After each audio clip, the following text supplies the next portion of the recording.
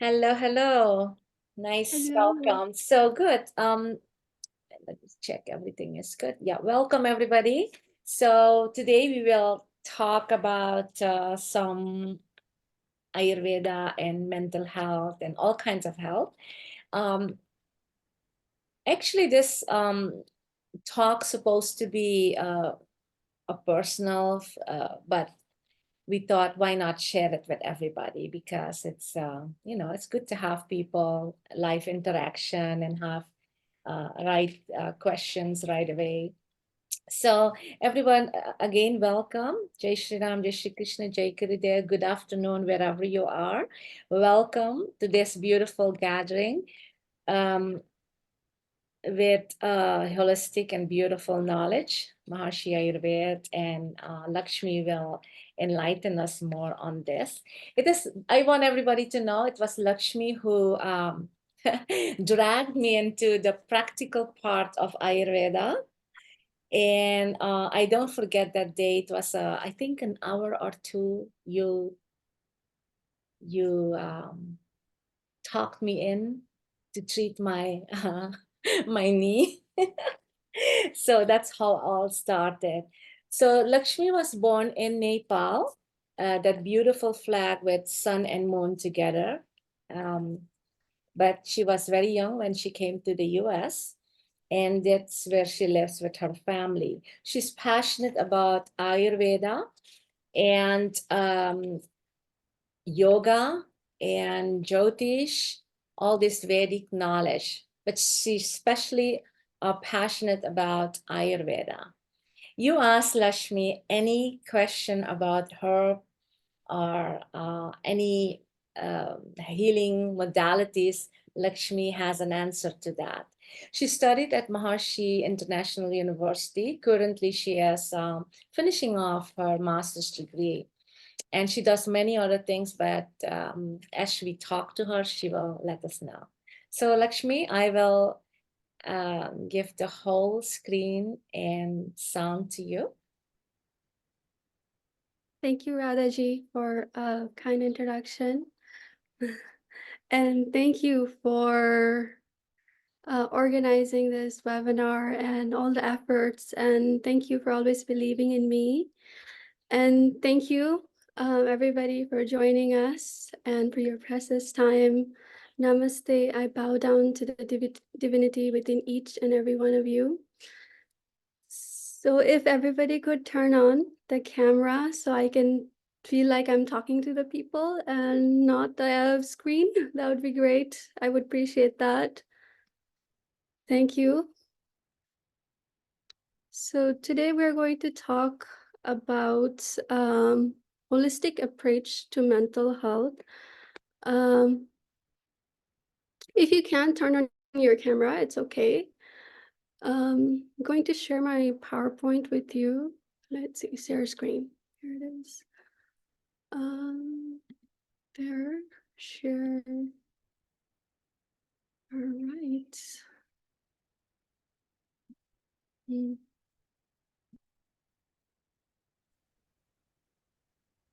So today we're going to talk about holistic approach to health. How do I go to the next slide? Oh. And why mental health is so important? Because in Ayurveda, we go to the root cause, and mental, usually thought, is cause of a lot of disease, and it starts with the thought. Whatever health problems you have, it starts with the thought.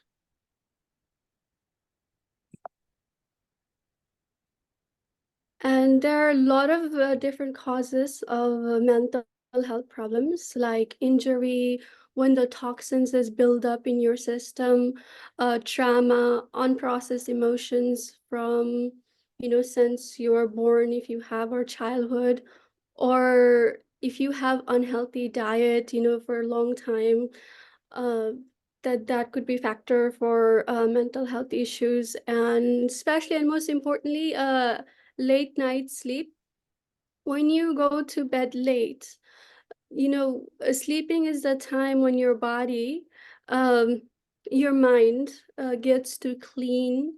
Uh, and when you don't get that clean, then you feel that the next day you wake up feeling really tired, and you feel grumpy and you feel agitated or more angry, and then it just starts the ripple effect. Then when you don't get enough sleep, you start don't exercise, maybe you don't feel like doing meditation, or you don't eat healthy food, and then it just affects the ripple effect, and it just goes down the hill. So sleeping is so important because it impacts all the main aspect of health.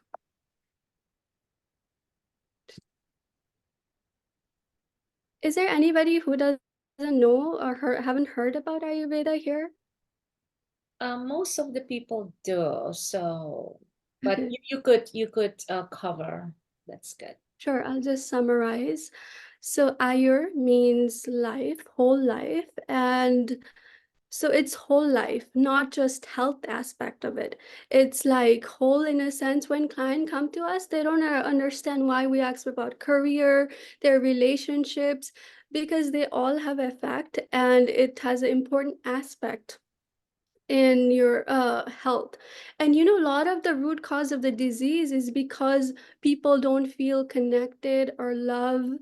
And when they don't feel love and connected, they start not eating healthy, and they don't sleep at night, and so it causes a lot of health problems. It's like the underlying cause of health problems. So we ask about all area of life, when we do consultation in Ayurveda. So, and Veda means knowledge and wisdom or science. And so it's Ayurveda is knowledge of whole life or wisdom. And but I feel like that definition doesn't give justice to Ayurveda, because a lot of people look at Ayurveda from a medical point. So Ayurveda is holistic prevention and personalized form of medical system originating from India. And it's really, the emphasis is on the prevention. That is whole of Ayurveda. And because we don't want you to have mental problem and treat it, we want to prevent it. We will always, the main goal of Ayurveda is to always for you to be your best self, have a lot of energy and be vibrant and feel good. So that is, and what distinguish Ayurveda from other medicine like Chinese medicine is the consciousness aspect of it. Ayurveda without consciousness is not Ayurveda. And I know a lot of people practice Ayurveda without emphasizing on consciousness. So it is practice, but it's truly not Ayurveda. Nowadays people just are treating Ayurveda like modern medicine, and just giving herbs for this problem, and not really going to the root cause of the issue. So yeah, which is very sad. Especially I noticed that in India too. And there are 8 main clinical branches of Ayurveda.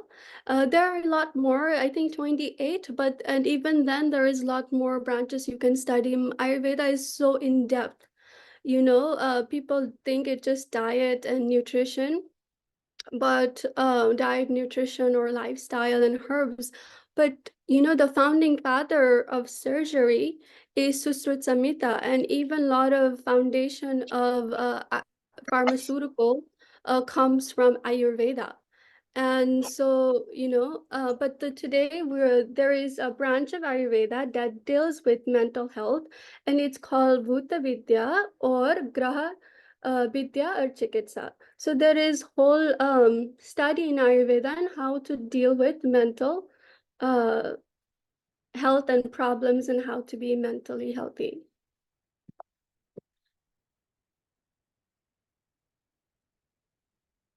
So to understand how Ayurveda can help with mental health, we have to understand the 5 main elements in Ayurveda, the Panchamavutas. So the Panchamavutas are Akash, the ether element, and the air. And then when the air is really getting heated up, then we have a fire element. And then when the fire element is melted, we have water, and we have earth elements. So when in the whole cosmos, everything in the cosmos is made out of five elements. But what is different is they are made of unique combinations of these five elements. So that's what makes it different from material things to human beings, other than the consciousness aspect of it. So we are all made out of different proportions of five elements. To make it easier, we have categorized the Panchamavutas into doshas. So dosha means imbalance. That's the meaning. So, and there are three doshas, Vata, Pitta, Kapha. Vata is made out of all five elements. It's made out of all five elements, ether in predominance in ether and air. People say ether and air. That's not true because it's made out of all five elements, but the predominance is ether and air. And the Pitta dosha is made out of all five elements, predominance in fire and water.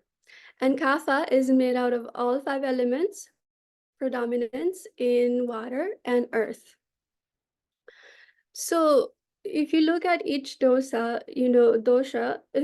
it has the quality of the element ether, spacious, subtle, and the air active. So people who are Vata are mentally active, they have lots of thoughts and always overthinking if it's an imbalance.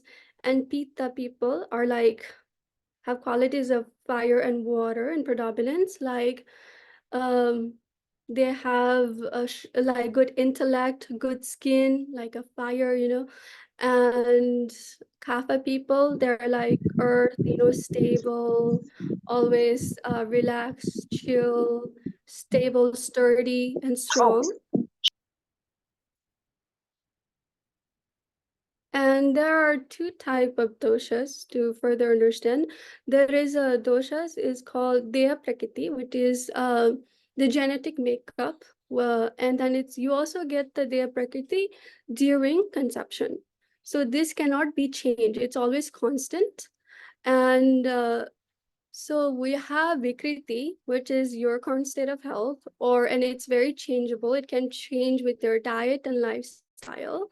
And you weren't given the Vikriti, it's you acquire it with your, diet and lifestyle. And when we treat Ayurveda, the client, we focus on the Vikriti.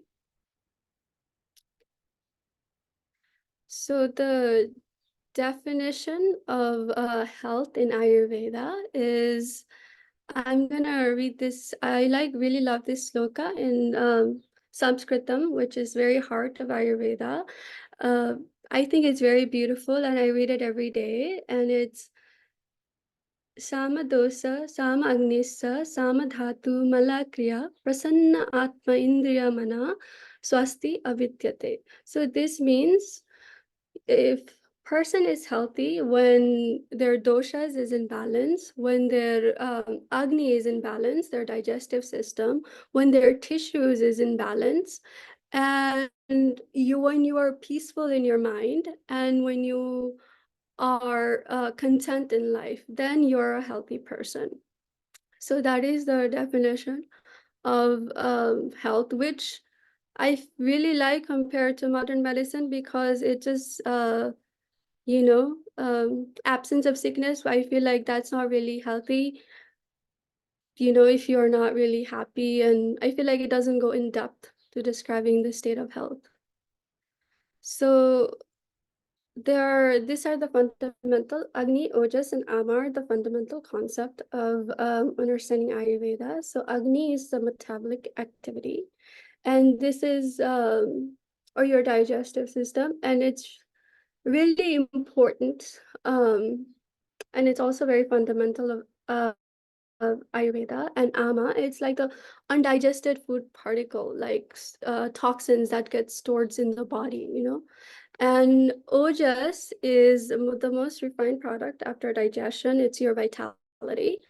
And when people have low ojas, that's when they start noticing they feel depressed, they feel not as strong. They will have, but when you have good ojas, you feel healthy, you feel happy, and you feel strong, you feel invincible, and you have a glow. So this is really important in mental health. And even the ama, you know, I want everybody to close your eyes and imagine this is not going to be pleasant, but you are walking into a really, really dirty bathroom, right? It's really smelly and you're smelling it, right? And how do you feel? Right? You feel it's like gross, right? And imagine that toxin is built up like that in your body and it's so close to you, and how that feels. And that's why, you know, when people have anger issues or something, they are not comfortable, then they start yelling, or they have anger issues because they have something inside of them that's like very uncomfortable for them. So, and it's usually not about you, and it's usually because they're uncomfortable, because they have this toxin buildup that is really not like preventing them from being peaceful and joyful. Um, and there are like these three pillars that are really important in in sustaining life. And food and nutrition is so important, and eating according to what is best for you and the time of the day and according to your hunger is so important. You know, when you eat food that tastes good, but that's not really good, you feel temporarily good, but you also right afterwards you feel that you know, you feel not good, right? You feel foggy, you have not clarity enough, or you feel lethargy, low energy. So it really has a big impact on your mental health. And the daily routine. So daily routine is kind of a big, it's not like just morning routine and evening routine. It's the whole thing. It's like the moment you wake up to till you go to bed, like the last minute you fall asleep, and even the whole sleep, that is considered daily routine. So it's every thought you think is, you know, whether you're thinking positive or negative. Uh, if you're thinking negative, you know, it lowers your ojas, and it also uh, helps. Or if you're feeling sad, or if you're feeling, and it's okay to feel sad for 5 minutes and you process it and let it go. But if you hold on to it, it lowers your metabolic activity. It's causes indigestion and lots of other problem depending on the person. So lifestyle is having a healthy diet routine is healthy daily routine is so important. And Ayurveda, there is whole routine, and the main purpose of the daily routine is for you to be feel good and have lots of energy, and have and it's really good for the Ayurveda daily routine is really good for the mental health.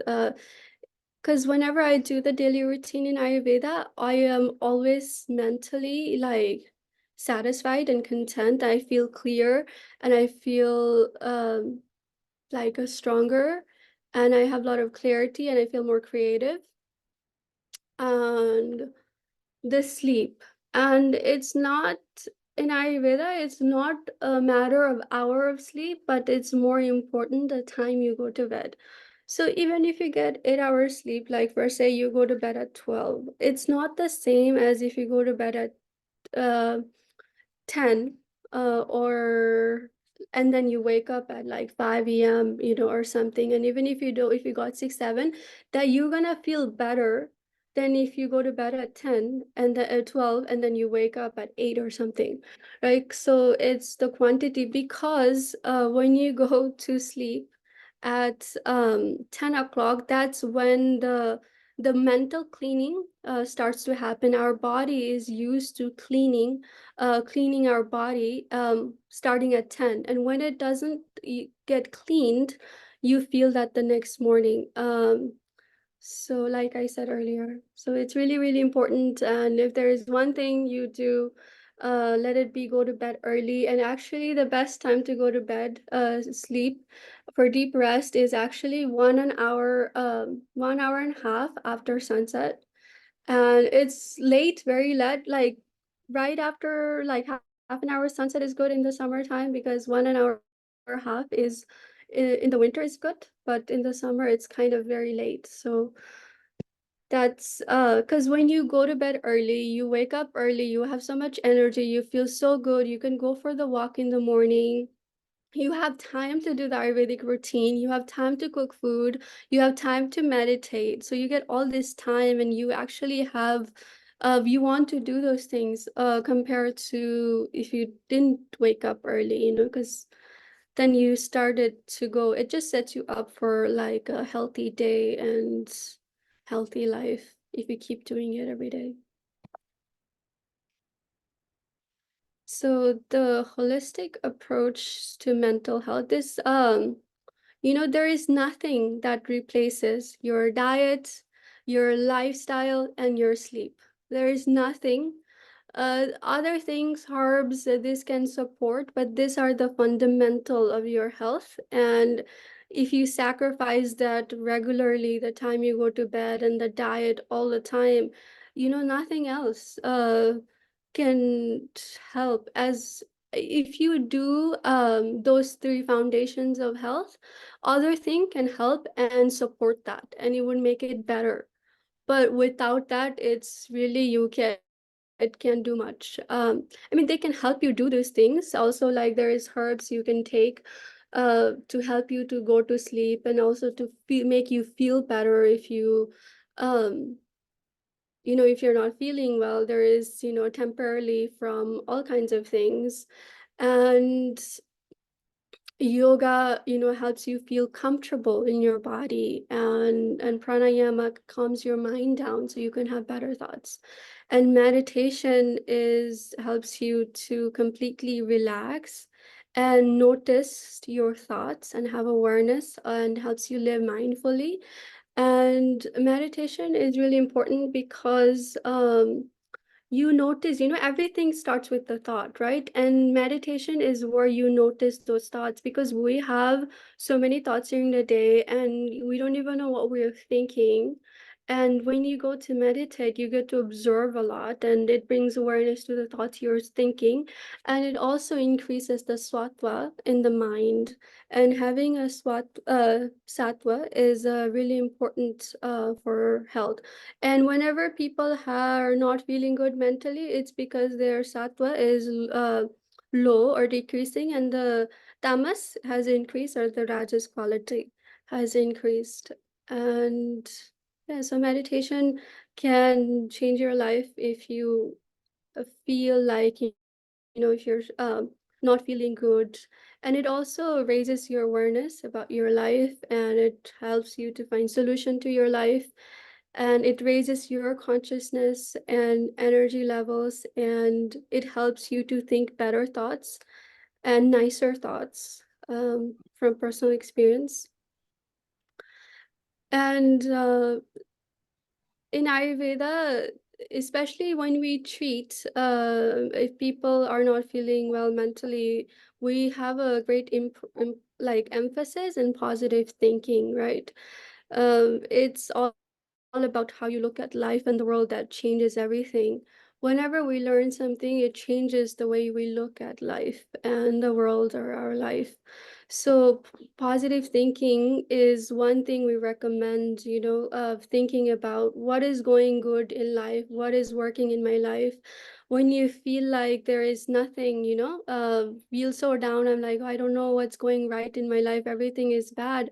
There is always something, certain areas of your life and where you feel good and it's working, whether it's, your social life, whether it's your career or finance, and maybe your relationship is not good. And when you focus your all of your energy in where your life is going good and working, everything also works, which is weird. Everything else works out. It's weird, but there is Maharshi says, wherever your energy goes, your energy flow. Whenever your attention goes, energy flows. So when you're putting your attention on certain thing negative, oh, this is not working, this is not working, then it's gonna increase, right? But then if you, well, I mean, you can look at it from the perspective of, oh, okay, this is my problem. This is not working. How can I change it? Then you're putting attention on the solution, right? Not the problem. So then it's okay. And, but then if you focus your energy on what is working, then it's going to increase, right? With this principle. And one of the things that we really recommend in Ayurveda is a sunrise walk.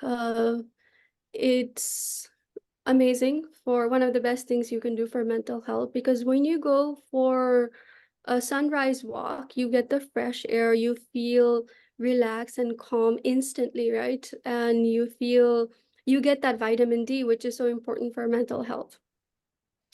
And there are essential oils that you can use to be healthy, to help you feel always mentally sharp, like a lavender, frankincense, and so on.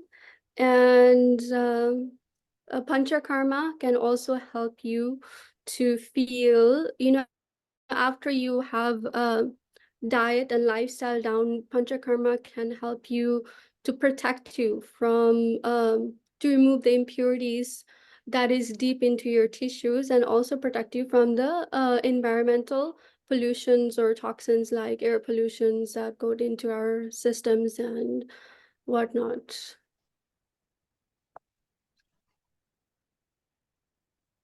If you so So the takeaway from this presentation is, I want people to like implement one thing that you took away and implement it in your daily life. And you can start with the one thing that you really like. Oh, that would be really good for me. I should try that. And you should definitely try it and see. And if you like it, you should continue. And if you don't, you just try another thing that you learn and see, because it's going to make a huge difference. You don't have to try everything, just one thing, focus all on that. And it's not that difficult to do them when you focus it on doing it than not doing it. So the other thing that you could do is, if you have a goal for the health for the year or bucket list, I definitely highly recommend putting panchakarma in your bucket list. And it's an amazing experience, and highly recommend that everybody get panchakarma. And it's one of my main inspiration for living a healthy lifestyle, so I can get a panchakarma, going to bed early, because you need this fundamental to get panchakarma. So, and the other thing you can do is, if you do nothing else, is to smile. Because in life, whatever is gonna happen, you don't have a control on a lot of things, and you can just smile. I'm like, you know what? It doesn't affect me. It's okay. All I need to be happy is I am alive and I have my health. That's all I need. I'm grateful. And just smile. It's because when you smile, then you're not stressed. When you're stressing, your digestive system gets your body is fighting for that stress, and it takes a lot of energy. So your bodily organ doesn't get a lot of energy because to function properly.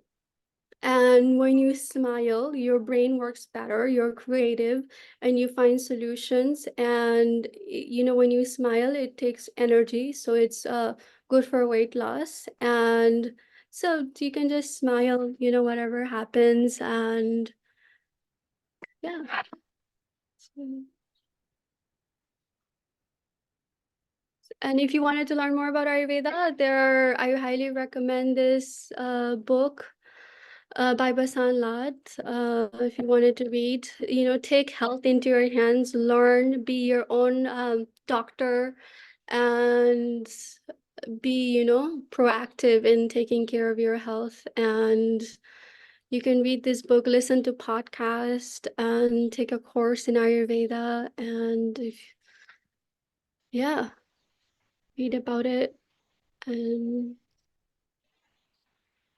thank you for your precious time. And wanted to say thank you to Maharshi for giving me knowledge of Maharshi Ayurveda, and Maharshi International University for um, giving me knowledge of Maharshi Ayurveda and a playground to play with Ayurveda and practice and living Ayurveda, and really emphasizing on living Ayurveda more than learning even. So really, really grateful. Thank you everybody for your joining and letting me share, and for your precious time. Do you guys have any Wonderful. questions? Wonderful, Lakshmi. Thank you so much. If you can unshare your screen, then we can see everybody and we can go to the questions, because I have a lot of questions and I'm sure others have questions. But that was beautiful. Thank you. It was just like talking to you on the phone. So we got recorded. Yes.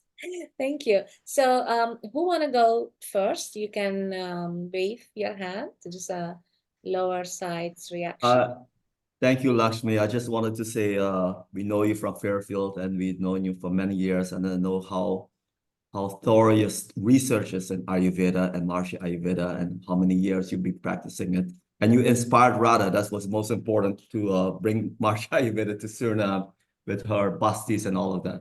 The question I had was, you said there were three fundamentals of health. I missed that. What were the three fundamentals of health? The three fundamental to health are diet, ahar in Sanskritam. It's called ahar, the Ayurvedic term, and bihar is a lifestyle, and then nidra is sleep. Sleep. Okay, I see. Yeah. Thank you. And you said we should be sleeping 1.5 hours after sunset. In Suriname, the sun sets at 7 o'clock. So we should be sleeping at 8:30. Is that correct? Is that the Maharishi Ayurveda rule? That's like the nature rule, right? That's how Is you would nature's rule? usually. Okay. Yeah, It's that's very like. early, right, Ryan? Yeah. Yes, it's early, but sometimes I sleep at 8:30 and then I wake up around between 3 and 4. And it really gives me a lot of energy. So it can be true actually. Because Yeah, Mhm. yeah. last year I was working for a Dutch company and I had to be at work at 5. Then I was always going to sleep around 8 and I used to wake up around 3. And I was very energetic. I did not take any naps. I was very energetic. So it can be true. It is true. Yes. But Lakshmi, is that in the Vedic scripture somewhere? This is the first time I've heard it. That's why I'm asking. Um, in Ayurveda, we say before 10, but I know the best time is the waking up before 1 hour off, or like 3 hours early is the best, and it's in Ayurvedic scripture. But I'm Mhm. not sure about going to bed early. But it Okay. does make sense logically. It does, but Yeah. the specific 1.5 hours after sunset, I've never heard that before. So, but it's good to It hear, is because emphasized in yoga, and yoga is Mhm. one of the pillars of Ayurveda. Yoga and Jyotish and Yagya and all that are interlinked. So in yoga, it is very much um,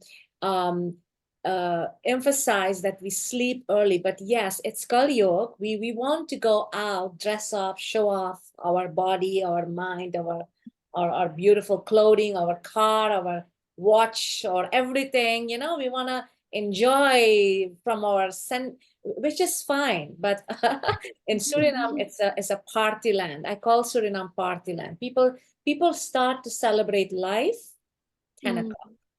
I'm not kidding. 10 o'clock. No, Yeah. 11 or 12.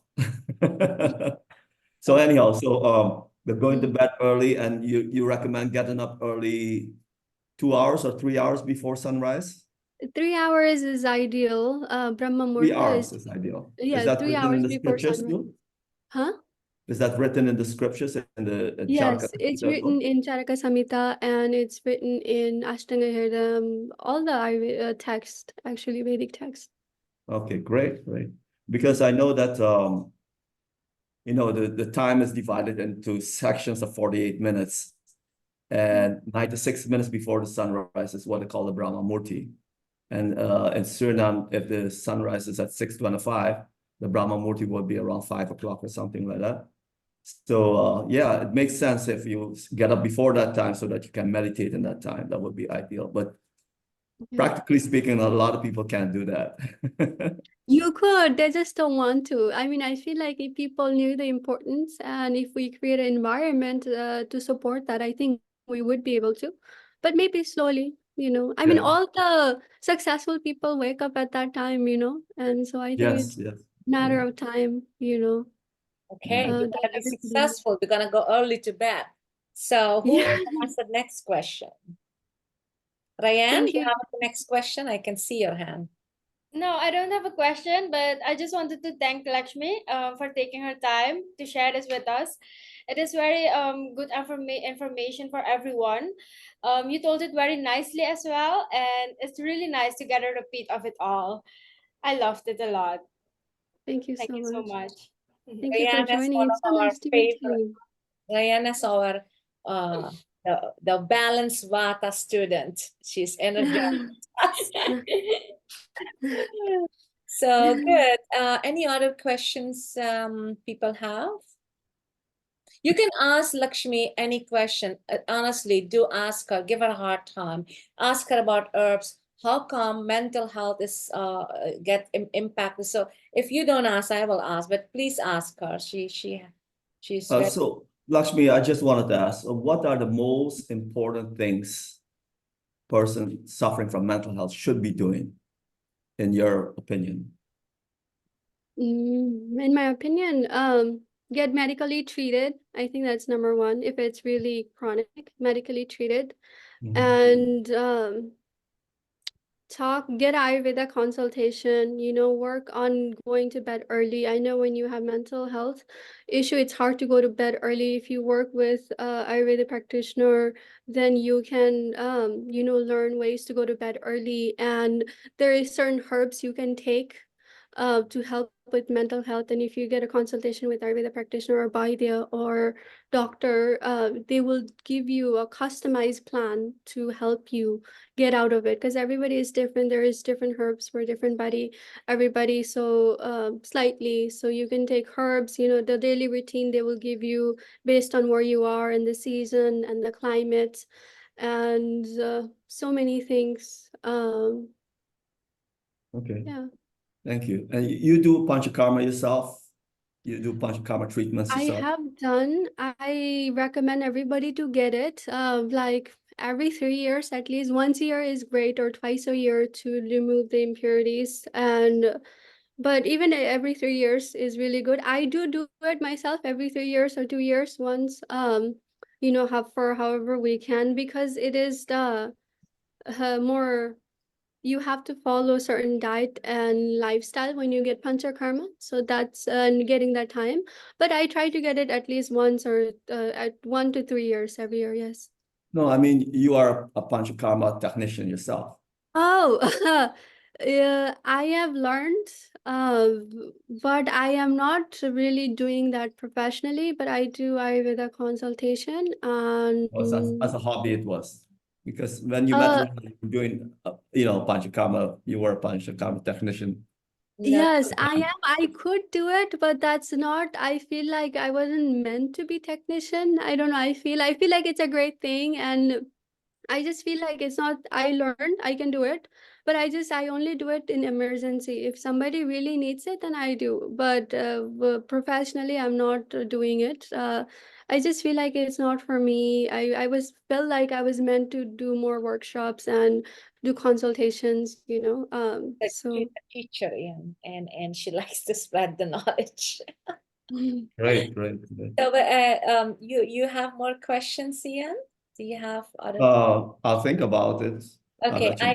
I have a really good question. If anybody else has, let me see the chat box. If you have a question, please ask the question. Okay, we want to stick to mental health. Okay, I wanted to know why.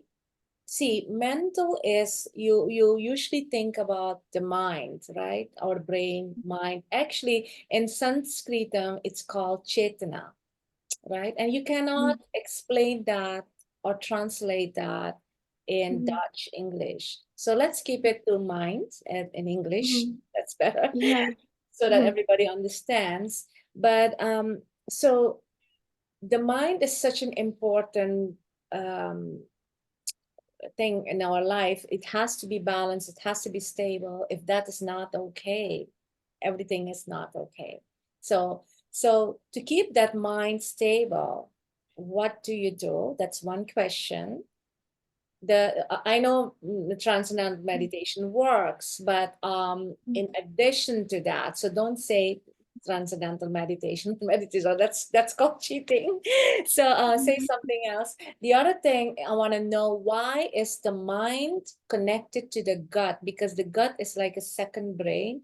Why is it important to clean that gut through the enema part so that the mind heals? Because I know one of my professors in Ayurveda says that mental health is healable if people do regularly Shirodhara, Abhyanga, and enema.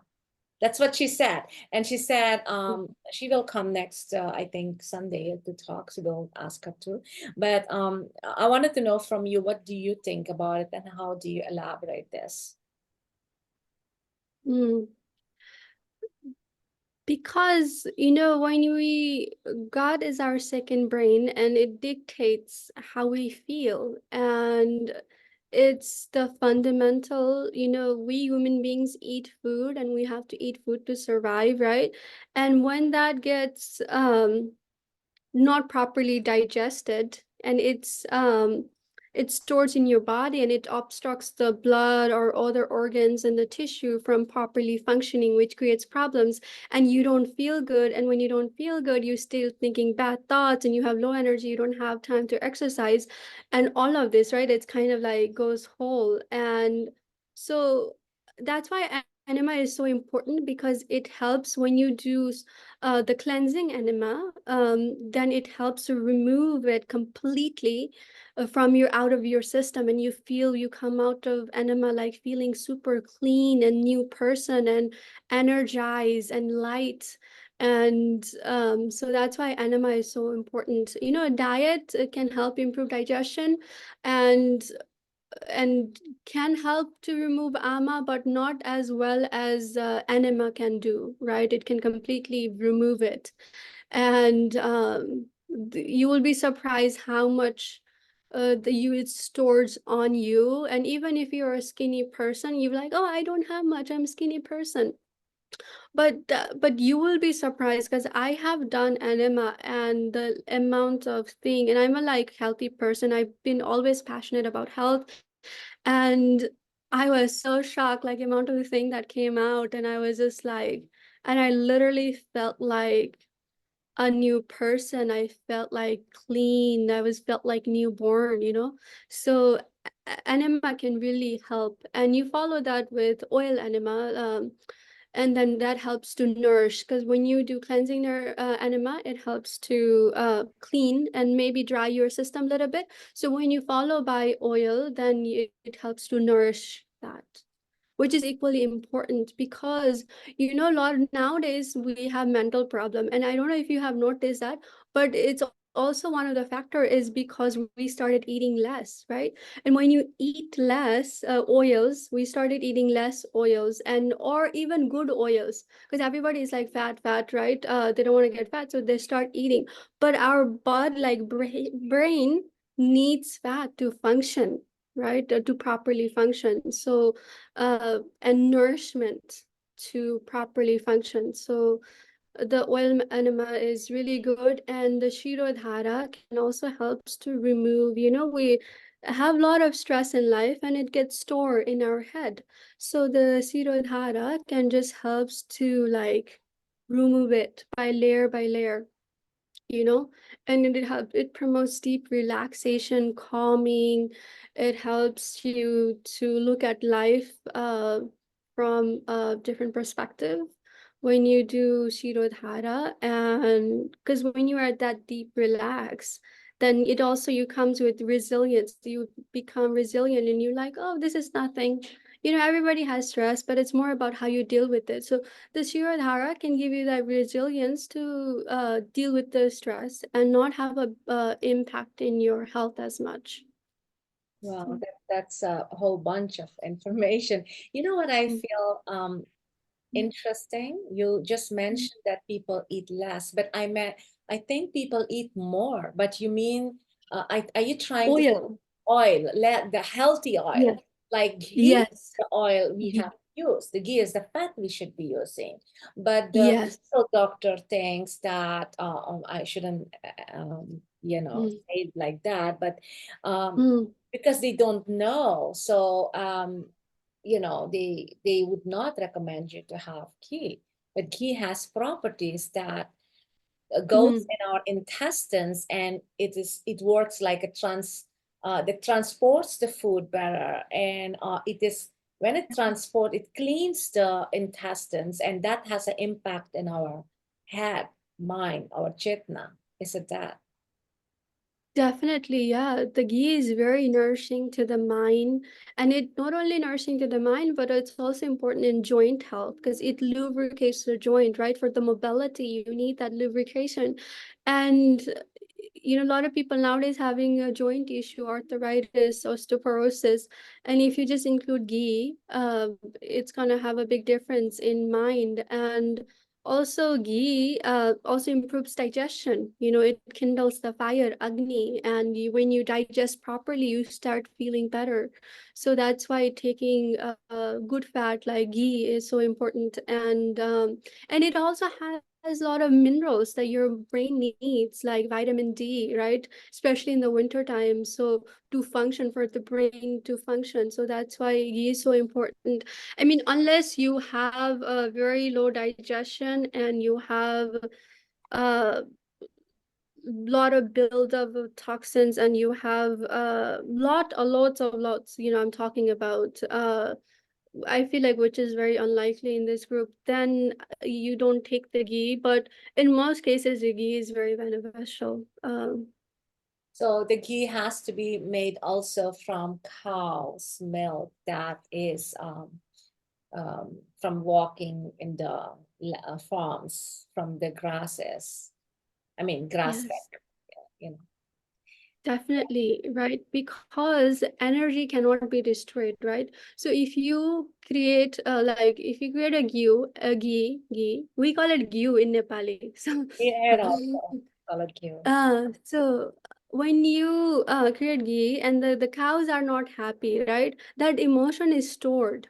And when the trauma they feel, because the energy doesn't get destroyed, it just gets transferred, right? And then it has that energy. Like everything is energy, right? So it gets stored and it goes into your systems. And that's why a lot of people who eat meat, right, they have high anxiety because the way the animal is harmed, that get into that meat and it goes into them and they feel that. Like it's so Ayurveda, the way the ghee, like you treat a cow like a family member. Like I had a cow friend, and we used to have a lot of cows, and we treat them like a family member, and they treat you like your family member. When somebody dies in the family, they also cry, they also grieve. it's like amazing. And like, so, you know, even horses feels emotions. That's why they have like a horse therapy for like, you know, people who are struggling with mental health, and because the animal can feel emotions, and that emotions never get restored, it just gets to move to the ghee. And traditionally in Ayurveda, they have a lot of cows and they have a lot of space to walk around, be healthy, good, you know, you just get enough milk that you need, and you don't force it to get more milk. You give them healthy food and nourish them, because we know that is what is the milk is gonna made, like it transform into milk. And so, you know, taking care of and we even play music to the cows, like Gandharva Veda, the mantras, you know, for the cows, because Ayurveda has this understanding of energy and how, you know, it's all, if you're going to drink the milk and it's going to nourish us, it's going to show up, you know, there, like that. Anybody has any other questions? Because I think there's a question on the chat. You maybe want to address that, Radha. okay, let me see. Sharala has something. Oh yeah. Let me see where it is. Okay, I can Oh, answer. yeah, Yeah. I see that message. Maybe Sarela, is that how you say it? Maybe if you personally contact me, I will send you the information on how to treat that. Yeah. Oh, yeah, she spoke about having a sunstroke and her throat is hurting. What can she do? Her voice is not completely back yet. I Yeah. asked because we use the sun but it's also dangerous. That's what she meant. You can contact Ian. I think they have Ian's number. So then we can give Lakshmi's number. So then Yeah. yeah, Lakshmi Yeah. will give you that. Lakshmi, I had a question. You said for mental health, the three main pillars of good health is diet, lifestyle, and sleep. Good enough sleep, right? Early to bed and early to rise and all that. In terms Yes. of lifestyle, what can you elaborate on lifestyle? What would you suggest? What does Maharishi Ayurveda suggest? Oh, there are so many. I can give you 100, but I'll just give you the main one. The main ones, yeah. Yeah, the main one. I think is the sleep is important. Keep emphasizing your thoughts. You know, your thoughts create your reality, and meditation, like we talked about, yoga and nature walk, abhyanga. If you do Avyanga, so I talked about how a lot of mental health issues because we don't feel connected or loved or heard. So, you know, another word for Avyanga is Snehana, which means love. So it really helps to feel that divine love within you and feel comfortable in your skin, helps you to feel gives you a lot of mental clarity. It improves blood circulation. So if you do Abhyanga, you know, with the right oil, it can create the stillness of the mind. It helps with an anxiety and overthinking.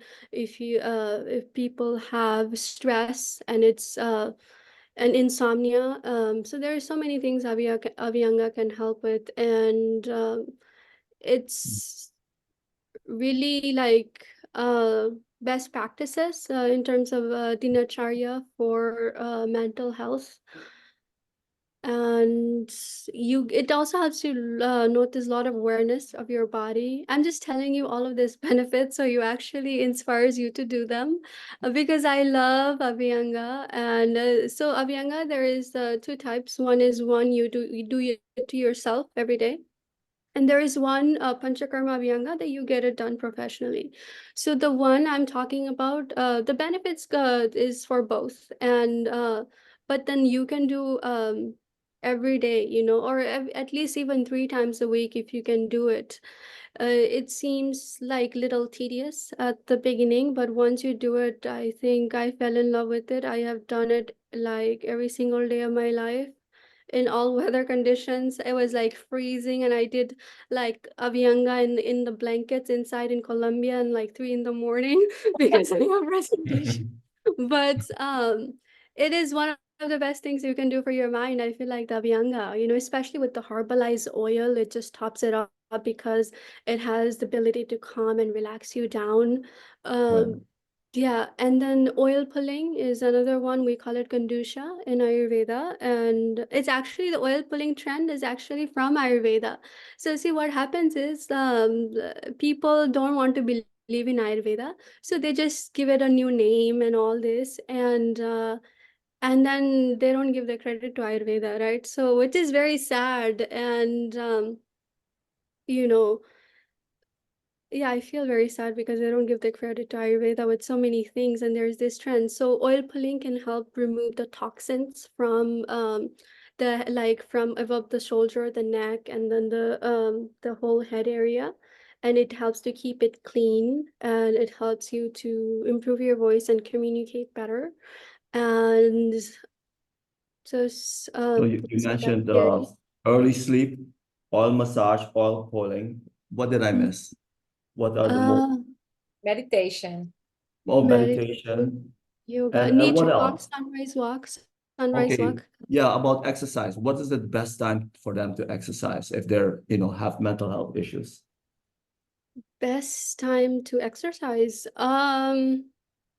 In the morning, afternoon, not so much at night, and not right after the meal. But in the morning after Abhyanga is the best because your body is lubricated, and it's easier for your body to move, and you can do it after Abhyanga, which is really nice. That's the best time to, yeah, in the morning or afternoon, maybe, but definitely not couple hours before. I mean, it also depends on what exercise you do. If you're doing really like hard intense, that's not what Ayurveda recommends. So one of the principles for exercise is you should um, be comfortable. You should be able to breathe properly when you're exercising. You don't want to remove like burned out totally all of your vitality when you're exercising too much. Yeah. Thank you so much, That is Lakshmi. That's very very, helpful. very nice. Thank you, because that exercise, I have had a couple clients here, and Mm. when they came, they said, I asked them, how come you got this what you call this how come you got this pain? And then he said, oh, I've been exercising every day, like 4 or 5 hours a day. And I'm thinking, Mm. Wow. you should not be doing that because you're abusing your spine, because the person had literally the between the disc was gone, and that hurts when Mm. that rubs on each other. So that was Yes. the whole thing. So anyway, Yeah. yeah, any other question? I think someone has a question. I just saw her name. Let's see. Sharmila has a question there. Yes, namaskar everyone. Jai Shri Ram. Namaskar. Yes, I'm Sharmila Ramratan and I have a question. I have a person who is dealing with mentally health and he refuses to eat. So is there a solution for that? He refuses to eat. How old is the person? 60, 60, 67. Okay. So is they refuse to eat, is that because they don't feel hungry? No, he just refuses to eat. Oh, Uh-huh. refuses to. Did something happen? Actually, he had some health issues, and after Mhm. that, then suddenly he refuses to eat. So I won't eat. Even if I sit next to him and he smells the food, he won't Mm. eat Oh. anything. Did you Just take he refuses. medical advice? Did you do it? Yes, yes. He's under medical with the Treatment. doctor. Mhm. Yes. So he's talking with him. But is there anything I can do? So living in the I same house? Yeah, I think finding out why he doesn't eat, like trying to make that connection from things he says, I think it's important. And if people usually don't eat, it's because the way they look at food or something that happened that's preventing. I know a lot of people who are spiritual don't like to eat food because they think not eating is spiritual or something, you know. So we have to find out maybe he thinks food is bad or something, and then just uh We talking to him and giving him a different perspective that to look at food to help him eat. Laksh- Yeah, and Lakshmi, do you think psychological talk would do good? Because Maharshi Ayurveda loves the integrative part of medicine, which in this case, psychologists, etc., is also very well recommended. At least in yes. Maharshi Ayurveda. Yeah. So you have to see the things from all the angles. So Ayurveda is Right. very good, but yeah. Yeah, So, and speaking with a psychologist, you can find out why he's not eating, right? So I think in that, when you talk with the psychologist, then you can discover why he's not eating, and then I think the psychologist would talk him out of, okay, this is, you know, not way you look at the food, and maybe talk him out of it, and maybe you would be more inclined. So definitely psychologist would be really good for him to figure it yeah. out, you know, why he's Okay. not eating. Because I'm sure there's like an emotional connection. There's always the emotions, you know. It's we're emotional beings, so um, yeah. Yeah. I'm just Uh, thinking out loud. mhm. It's just an idea, but maybe his body is filled with so much negative thoughts and negative energy, and maybe an enema would help with that. I And don't know. I'm just I thinking out love loud. enema. I think enema is the Yeah, number one friend of mental illness. And I do yeah. I not think that believe would make place for all the healthy and nourishing foods. why are you saying that, Rasha? So So, I think maybe his body is filled with the negative energy and the negative thoughts, and that gives him a feeling that he doesn't need the food. yeah. I don't know, I'm just Okay. thinking out loud. So You should still the go first study thing, Ayurveda. yeah, yeah. I will. The first thing that Marsha Ayurveda would recommend is have him see a professional psychologist or doctor and get recommendations from that person because Marsha Ayurveda is integrative medicine, right, Lakshmi? So they Yes. do that. In addition to that, we also do lifestyle, recommendations for sleep and diet and all that. But I just wanted to know, what do you recommend in terms of diet? Is there anything specific? I know that the main meal should be at lunch, right? But is Mm. there any other recommendations that you have on that? There are so many. I could just talk about it for another hour, but I'll give you the main principles in diet is you know, when you're feeling mentally low, you want to increase the sattvas, so you want to eat sattvic diet. So Mhm. that is important, right? So sattvic diet is something that is uh, local, clean, freshly made from wholesome ingredients.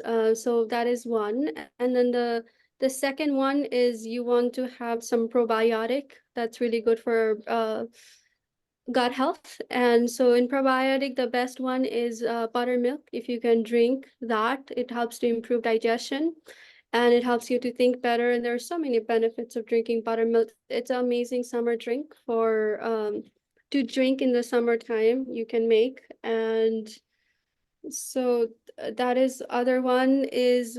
And then I think the main thing with eating is, you know, it's not only what you eat, it's also about how you eat and the complete experience from, you know, eating something that is healthy for you but also tasty, right? If it's not tasty, it's very hard for you to eat and enjoy it. So making food with using spices is really good, and because it also helps to make it taste good and it helps to smell it, because in Ayurveda we experiencing from all five senses. Like we eat with our five senses, right? The smell of the food, the sight, it should look good and feel good, and the sound, you know, food like the crunchiness is and so if you eat food with intention. You know, if you take a breath, couple minutes, and practices gratitude for the food and all the people who are involved in making it, and then you just pray if you want to, or breathe, and that just calms your body, and it helps you to like improve your relaxes your body, so all the energy can flow into digesting the food properly. And I know a lot, it's common practice nowadays to look at the screen and eat, which is why a lot of people have indigestion issue, because the mind is putting energy in consuming and understanding and metabolizing the experience of what you're watching, right? And so it kind of gets confused, because it also needs to bring down the food, break it down, and turn into human being. It's like a Mhm. magical thing, right? You have to you it becomes you. So, and it is not easy. It seems easy to us. It, goes through so many organs and break it down and becomes blood, organs, skin, hair, nails, or whatever. But it takes energy for it and the attention to do that. So if you eat food and chew it properly, if you chew the food, it would make it easier for your body to break it down and be you. And if you just eat mindfully, and then it will give that energy to properly digest the food. Thank you so much. In respect to that lady's question about having a person that's not interested in eating, what can we do to increase his appetite? It seems like he's full, so he doesn't feel like the need to eat. What does Ayurveda recommend in Mhm. terms of increasing his appetite to eat? Uh, I would see his tongue. Some people, if their tongue is coated, so I would recommend like tongue scraping, with Mhm. stainless steel tongue scraper, because then that helps to improve digestion, one, and it improves the taste.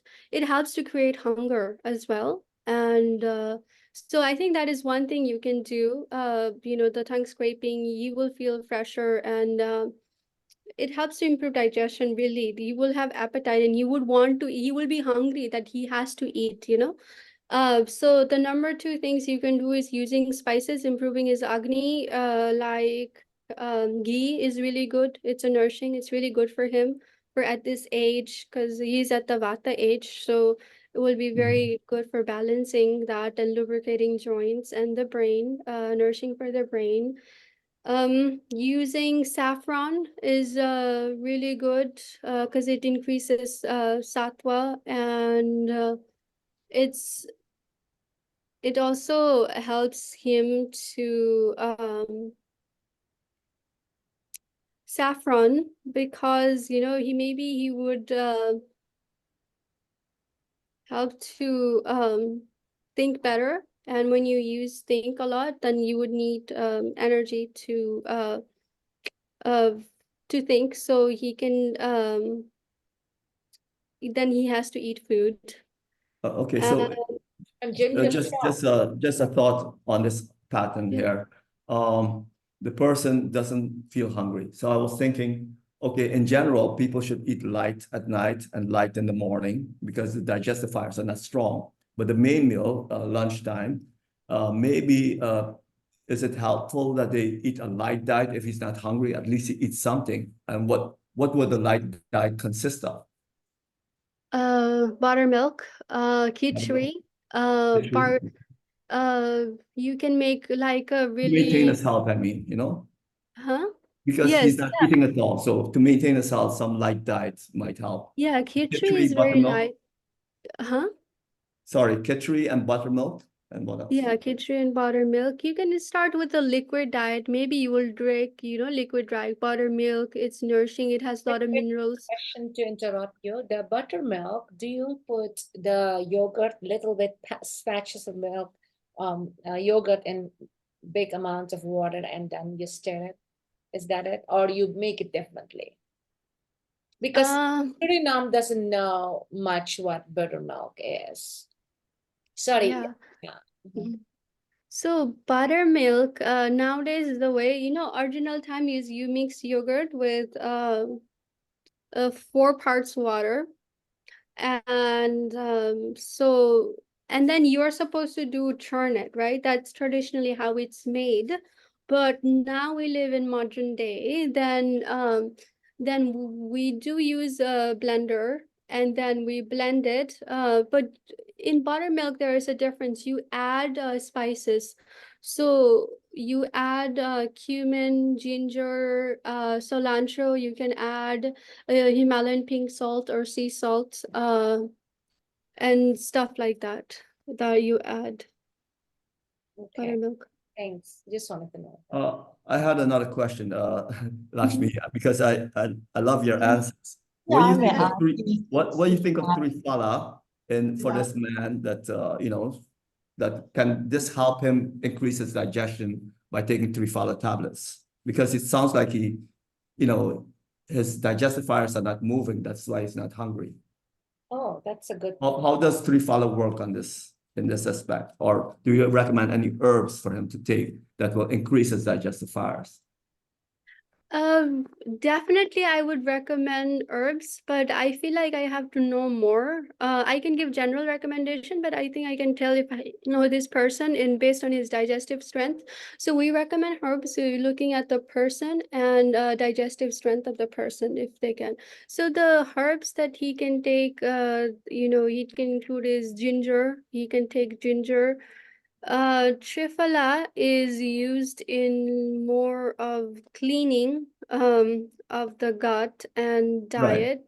There are definitely other herbs that you can take to increase appetite and hunger and digestive system. But it is also summertime, so I won't say pepper, but pepper, ginger are really good. Ginger especially can be, it's safe herbs, everybody can take, it's not too heating, and you can take it in all season. So I think number one herbs would be ginger that I can safely say. Triphala, I don't know if he's in medical, if he's treating by other medical condition, professional people, then I have to look at his medicine that he's taking and his digestive and strength and what is allowed, and a lot of other considerations before I recommend any herbs other Right. than But the ginger is good. ginger is good. Yeah, you can. It's I do remember in the Raj, they would before you have lunch, they would give you a ginger drink with salt, no, rather Yeah, just ginger give with it a salt shot. and Yeah, something else, just and a it small. stimulates your appetite so much. yeah. But what is the formula? Do you know that by chance that they use? Yeah, so you said it, a half of it, like lump. Some people go really fancy. You can go basic. It depends. We call it ginger pickle. And so you add ginger and you have Himalayan or sea salt, and you can add other spices like cumin if you wanted to, but or you can add lemon juice, squeeze some fresh lemon juice, Mhm. and you can add ajwain powder or other powder if you wanted to. But those are the, ginger, Himalayan salt, and squeeze of lemon juice is the basic. To stimulate his digestive fires. Yes, yeah. Okay, thank you Suriname, so much. Suriname Mhm. has a beautiful drink. It's called ginger beer. It's not alcohol, and it's Mhm. non-alcoholic. And I love it. I realized, oh my God, this is my escape to drink this drink because I'm a bit of kapha and I need that cooling, a fire uplifting. So I tried it and I really like it. It has sugar though. Yes, Mm. but the ginger is good. Yeah, I mean, in Ayurveda, if you eat sugar is not that bad. Everything in moderation, right? And sugar also is used in Ayurveda to absorb a lot of the herbs. So not in large quantity, but tiny bit, is also good because you also need sweet taste. In Ayurveda, we recommend to have six taste. Sweet is one of them, and because when you don't have sweet teeth, you kind of feel hungry, and you don't have sweet six taste in your diet, then you feel hungry, not fulfilled or content with the food. So it's all aspect is it's important, and it can also help to absorb a lot of herbs. That's why in Amrit Kalash, the Maharishi Ayurveda, the sugar is there, so it can Yeah. help to observe the herbs. Yes, I was Just wanted to check out the sugar because I feel like a lot of people think sugar is bad. I mean, definitely sugar in donuts and processed white sugar is not good for sure. But I also wanted to say nothing is good or bad. It just is, and you can use it wisely, and it can be good for you. So, I was wondering why Maharshi Ayurveda has the sugar in the thing in the Maharshi Amrit Kailash. I said, wow, yeah, this is sweet. But I kind of developed that love for Maharshi Amrit Kailash and I love it. So yeah, thank you. Well, what I know, what I've heard of is that the sugar in the Amrit Kalash serves as a transformer. It moves around the herbs in the whole blood system, right? That's what That's she why they just use the yeah, sugar. that's what Lakshmi just mentioned. Yes, yes. Yeah, and it helps Beautiful. to absorb the herbs, the it properties. helps to absorb. Now, I just ordered Amrit Kalash, one with sugar and one sugar-free. How does the sugar-free have the same effect as the one with sugar? The one without sugar? How can you have it have the same effect that it moves around through your blood and all that? Do you take the herbs after lunch or after a meal? Well, I'll deal with the first question. So it doesn't have the same effect, actually, because the one without the sugar is the tablet, right? Right, right. Right. So when you take it with sugar, right, the sugar is like a anupana, like you said, it helps to carry, right, the herbs and absorb it better, right? So Mhm. that's the sugar plays a role in that. And so it helps, it's easier to take it with sugar for the body to absorb and digest the herbs, and properly utilize the herbs. But Mhm. when you take a tablet, it's not the same because, the body, a lot of people don't know chew the tablets, first of all. So they don't, it has to break it down, right? Because our body, and it Right. has to become the blood and skin and hair and eyes or whatever, the nutrients that our body needs and different things. So it's harder for the body to break down tablets because if you look at it, it's hard, right? And it's compact, and it doesn't recognize as easily as it does with the powder or the paste, or it takes body more um, effort to digest it and Right. become a different nutrients that our different organs and body needs. Okay. But it can do it, if you have this strong digestive. But people they don't want sugar these days, so Ayurveda, we are getting adapted. So, and a lot of people want fasting, so we are doing tablets. But you do need if you have good digestion, then it's okay. And so yeah. A long time ago, Maybe we in the can time, yeah, let me just say this, sorry, Radha. no, A that's long time ago in the time of Chopra, 1985 or so, he recommended the sugarless tablets. If you take it, you crush it like what Radha was about to say. You crush it and you put Mm, ghee in it, mm. then it will function just as good as the sugar tablets, the sugar Amrit Kalash. What do you think? Y- It- Yeah, that's a good idea, but why not just use the paste if you I can, know it's right? more Because some work, people have right? diabetes, Yeah. And how Yeah. about the diabetic patient? How do they diabetic people, yeah. diabetic? Yes, how do they deal with it? To take Amrit Kalash. Yeah, with the sugar. With the sugar, well, Ayurveda is like you only take what you need, and if a person needs it, then and it's good for them, you take it. So maybe with the diabetic person, maybe you clean a little bit because Amrit Kalash is Rasayana. So in Ayurveda, you clean before you take Rasayana. Mm. So if you clean and if he's healthy, then you can take Rasayana, because Rasayana is to help you feel longer, feel rejuvenated, and to feel healthier and younger and healthier, right? But it's not really needed. It's more like extra thing you do. Uh, so you do that after the cleanse, as far as I know, because and when you're healthy, it's more like a maintenance things you do. But um, I know Amrit Kalash is like been really helpful in if they have other things that they required Amrit Kalash, then I think sugar free is good. And in US, we have to be careful because there is a lot of laws, and they say no sugar for the diabetes. I mean, it is safe to take a little bit of sugar if they take just that sugar, but if they like cut down on the other sugar that they take that is unhealthy and processed, in other food. And the sugar we use in Amrit colors is actually rock sugar, which has a lot of minerals, that your body needs, and but it's also sweet in taste. So it's not like a white sugar that you're tasting. It's like a rock sugar that has full of minerals and vitamins, and it helps to absorb the herbs. I mean, it's fine to take it. Just people have this notion, if you're diabetes, I can't take ghee, I cannot take sugar, and we just kind of have to work with that mentality because people Yeah. that's what they believe in. It's very hard to change them, because I was in Colombia actually, and I was working with all these different doctors, and one of the patients was diabetic, and I said to take something, I recommended something, and somebody pointed out this thing, and they're like, oh, and then this nurse or doctor, medical doctor, was there.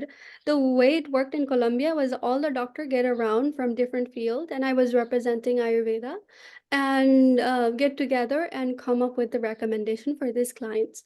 So a lot of people didn't know Ayurveda, and I was trying to convince them. And so this doctor asked this question immediately after I said something about the sugar. And oh, honey, I recommended honey lemon water. So and she was asking about that. And, we don't recommend it to diabetes. I mean, honey is very cleansing, it can clean, scrapes the toxins from the body. But they focus on the sugar and forget that the cleansing effect it has on them. So to answer your questions, so first is you clean, and then you take a rasayana, and yeah, so. You mentioned clean. You mean doing panchakarma first or abhyanga first before you take the herbs, right? Yeah, clean.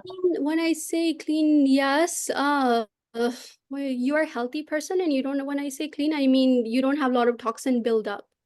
Okay, because I Right. remember this from the time that Yeah. the rasayanas like Amrit Kalash works much better after you do panchakarma, Right, right? because you're cleaner, right? Because you have cleansed, yeah, or you do abhyanga Yes. and Yeah. you take the herbs afterwards. That's one thing. And the second thing you mentioned is the rock sugars. You mean jaggery also?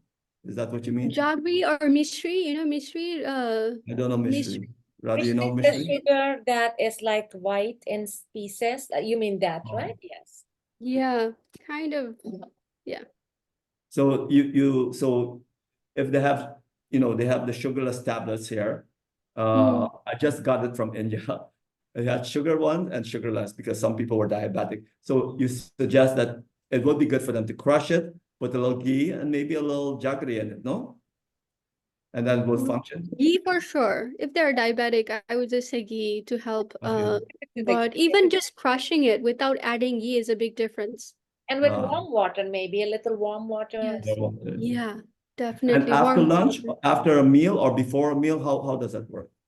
I think Amrit Kalash you take in the morning, first thing. Because you have to do, you have to do it After twice a day. brush. And also there's two sets. There's the nectar and the ambrosia.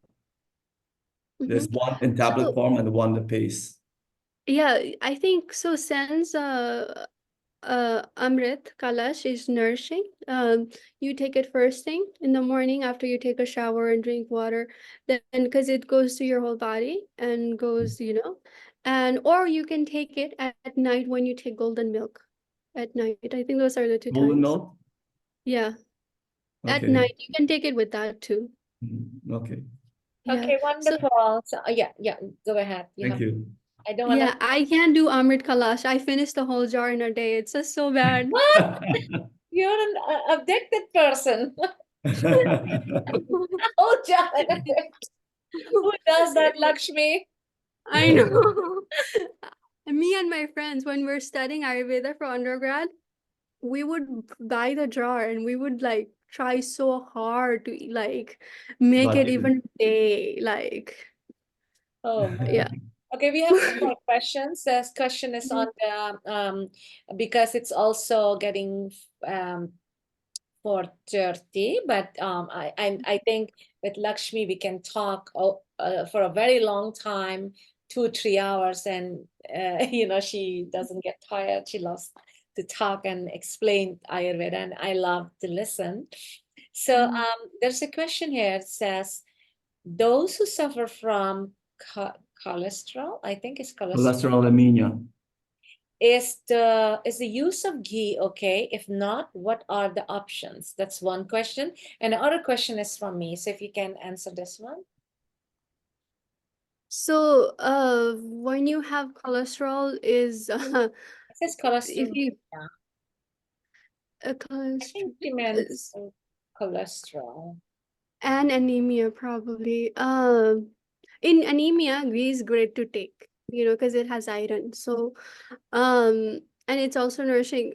If you have cholesterol, it depends. If you have a little bit of cholesterol, then it's okay. If you have really high cholesterol, we don't recommend it until you lower down. You can do other things. Cleaning, see, again, cleaning is important. When you lower your cholesterol, then you can start taking. You can do a lot of things to lower your cholesterol and remove the the fat buildup, which is basically cholesterol. Like you can take CCFT or honey lemon water, and it helps to clean that. And after that, you can use ghee. For oil, for substitute, you can use sesame oil. Is better a little bit because it's not as fat dense. And for cooking, if you're not doing heavy cooking, light saute, you can do olive oil or stuff like that. Wonderful. So, okay, I have a question. So if you Mm. have any more question, please send it to Ian, and then we can ask. And Lakshmi, you are in one of our group, right? In the Jyotish group, you are. Yes, yeah. Yeah, so Mhm. yeah, people can text you there. But it's good to read so that we can read also, and that's how we expand the knowledge. So, okay, here is my one question. The number one thing that makes people depressed, I feel, that's my observation in my work, and I deal with people a lot and all that because I love people and I love relationship. I love family. I love friends. But one more thing is that people, the one essential thing that it comes back to meditation, and that is when people cannot forgive. People cannot, because of the stress, they cannot, they are not grateful, and because of that, they sit with a load of things in their head, and see the mind is in the head, and that makes the person um, what you call that is makes it difficult to to flow in life. And when that layered up stress layers up, and when people don't meditate, of course, the answer is meditation and do all these things. So, how can you, would you treat this part, the stress and relationships? Because, this, because Ayurveda is also that part that is important, because we should be able to flow in life with a healthy mind.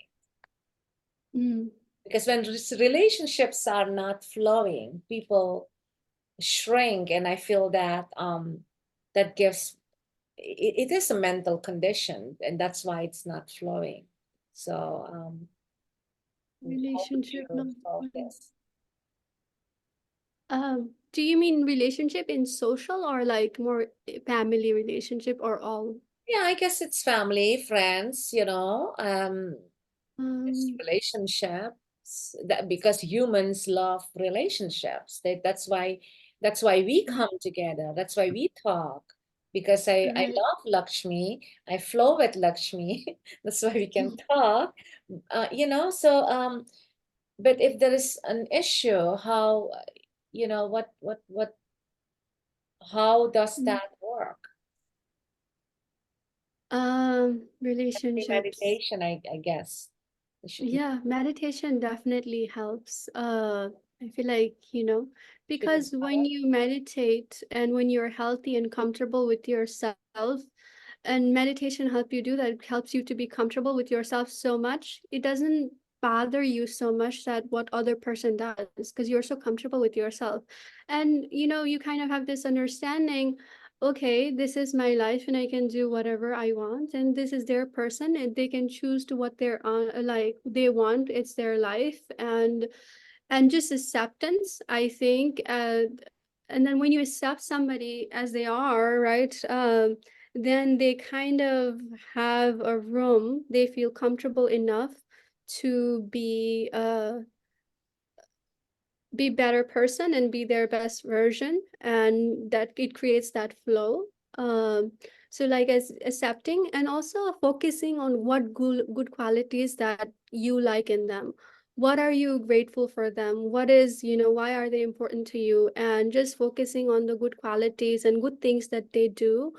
And because when you focus on that, right, it increases and you feel a lot better emotionally. Because when you focus on, oh, because when you start looking at one thing they don't like, you think about all the thing you don't like, and it just goes ripple effect. And but when you focus on good thing, I'm like, oh, I like this and that. Oh, wow, I really like them about it. And that's enough. And they're growing as a human being, and we all grow at different time and space, and everybody grows at different age. And just being accepting, because we also go through our own learning, and it took, and some people learn faster than others. And so I think just being comfortable and just accepting them and looking at things that you like in them, love about them, and focusing on them and letting them, like creating a room for them to grow, and space of love. And when you create that space and instead of putting that stress, oh, I don't like this about it, and that creates tension and then stops the flow. But if you create this and this loving energy, then they feel also to be in flow, to be at the flow with you a lot easier. Beautiful. So this comes back to the principle of Vata, Pitta, and Kapha, and you see what is the balanced part and it's the imbalanced part. So it's the person is always beautiful. The soul is always beautiful. It is the dosha that is perhaps not okay, and of course that needs to be taken care of. But what can we do from our side is we see also the holistic part. So just I just want to mention here, Lakshmi, this is so important. Thank you so much for your explanation and how Marcia Ayurveda can help. One of the things that that Marcia had said about this was in his commentary on the chapter 1, verse 1 of the Bhagavad Gita, where he explains that the role of karma and dharma, and that basically the bottom line is that it may be hard for a person to accept the truth, but everything's your own creation. And when everything's your own creation, also the good, but also the bad is your own creation. So when you take full responsibility, that is the first step towards healing. Right. And if this is the truth, that everything's your own creation, you have to be extremely forgiving towards your own self. Don't be hard on yourself. So the patient who can't forgive or whatever, it's causing all kind of mental diseases, has to be extremely forgiving towards their selves. And secondly, they have to be extremely forgiving towards the other person who's just a messenger of their own creation. So anyhow, I don't want to go too deep in it, but chapter 1, verse 1, Marshi's Bhagavad Gita is gold in terms of mental health. It's gold. But you know what? You know what I was thinking? A mentally ill person doesn't know he or she is mentally ill. And in a way, we all are in a way, we all are mentally ill. We were just making a joke that nobody's in Brahmin chat, in that higher states of consciousness. So in a way, we always make this mistake. So we should always constantly flow, evolve, and meditate and practice and clean and keep adjusting. And and we just make a joke. We are always, but anyway, We're it's always beautiful. growing. Thank you so much, Lakshmi. I gotta go because I have someone outside here waiting, but thank you. And we will definitely have this recording. Thank you so much, Radha. I gotta go. Thank you so much. Bye. Thank you so much, everybody. If there is any last Welcome. question, just go ahead. I ask. would Go ahead. I just wanted to answer this question. She asks about the sun. It is dangerous. Yes, sun is healing, but it can also be harmful. So in Ayurveda, it recommended that you if you have to go out in the sun when it's really peak and harsh, you take an umbrella. Yes. And there is a special umbrella made out of brass that you cover, but you can use any umbrella. So Ayurveda recommends, to protect from skin at you take an umbrella. But in the morning walk, that's why sunrise morning walk is so important, because the sun is safe that time. And the evening walk, you can do when the sun is cooler. So definitely protect yourself from sun, use the umbrella if you have to, and drink a lot of water, to protect from the sun. And if you eat food high in antioxidants, it also helps to protect from the sun as well, from the harsh rays of sun. I mean, sun can be really beneficial if you go at the sunrise, it's really heating, you get the vitamin D and the nourishment, you get the energy, right? But like Ayurveda says, nothing is good or bad. It's all depends on how you use it. So use it wisely at a good time. So just wanted to say that before I finish. So thank you, Beautiful. everybody. Thank you so much, Thank Lakshmi. you so much, Um, Lakshmi. Perhaps we will do another time, a couple more. Wanted to thank you so much. I had some other questions, but I think we'll stop asking questions. But perhaps we will ask another time, and perhaps other people can write you or text and all that. So, Lakshmi, thank you so much. You have enlightened us, and good luck in everything you do. And I will record and put it on the Mhm. send it on the YouTube. Thank you so much, Radhaji. Thank you for Everybody, everything. Thank everybody, you for yeah. everybody. Have a great day. Great day, Yes, thank everyone. you, Thank you so Lakshmi. much. Thank you, Bye. everyone. Thank Hey, Radha. Thank you, Laxmi. It was very interesting. You. Yeah, Thank you very much. yes, thank you. And yeah, Mafro Sharmila just mentioned that the person started to eat ice cream. So sweet. Yes. Ice cream can be good. Yes, so he wasn't eating for 2 weeks. So he started to eat. So, and I thought, okay, okay. Then thank you very much, Lakshmi. Yeah, give him his favorite food that he can resist, Yes, yes, I'll do that. Yes, okay. Yeah. Thank you very much. Thank Thank you you. so much. Jai Gurudev, everybody. Every day. Jai Gurudev.